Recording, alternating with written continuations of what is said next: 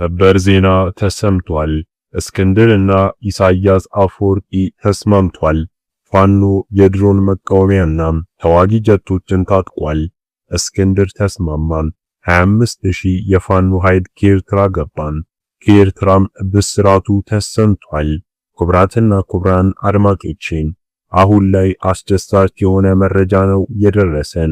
እስክንድር ነጋ ወደ ኤርትራ ድረስ በማምራትም ከኤርትራው ፕሬዝዳንት ኢሳያስ አፈወርቂ ጋር ትልቅ የሆነ ስምምነት ፈጥሯል። ይህ ስምምነት ቀላል አይደለም። መጨባበጥና ማውራት ብቻ ሳይሆን ከ10 በላይ ድሮኖች ለፋኖ ኢሳያስ አፈወርቂም አበርክቷል።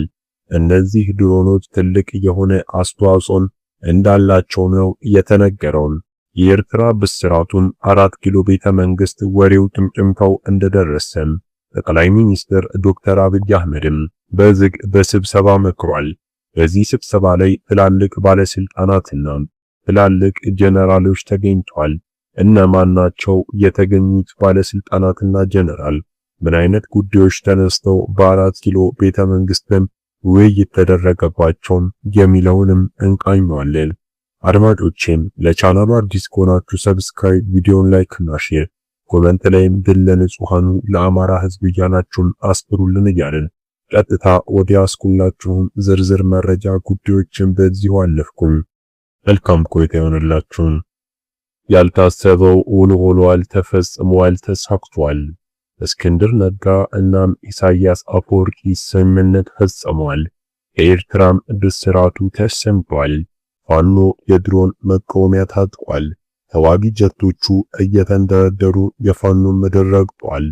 እነኚህ ተዋጊ ጀቶች ቀላል እንዳይመስላችሁ። አንዱ ተዋጊ ጀት ብቻ ከአዲስ አበባ ባህር ዳር መወንጠፍ ይችላል። ያ ማለት ከዚህ በኋላ ፋኖ ከፈልግም ከክልል ቁጭ ብሎ አዲስ አበባ የሚፈልጋቸውን የመንግስት ተቋማት ማውደም የሚችልበት ጀት ነው። 10 ጀቶች በእጁ ገብቷል።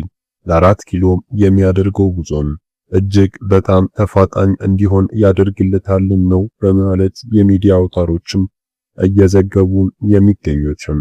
እስክንድርም በእጅጉኑ ትልቅ የሆነ ስምምነትን ነው እየተፈጸመው።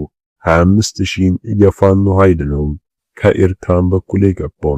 ኢሳያስ ከድሮንም በተጨማሪ 25000 ተዋጊ ኃይላትን ወደ ፋኖ እንዲዋጉም ለፋኖ ዘብ እንዲቆሙ የኤርትራ ወታደሮችን ፋኖ አስደረጓቸዋል።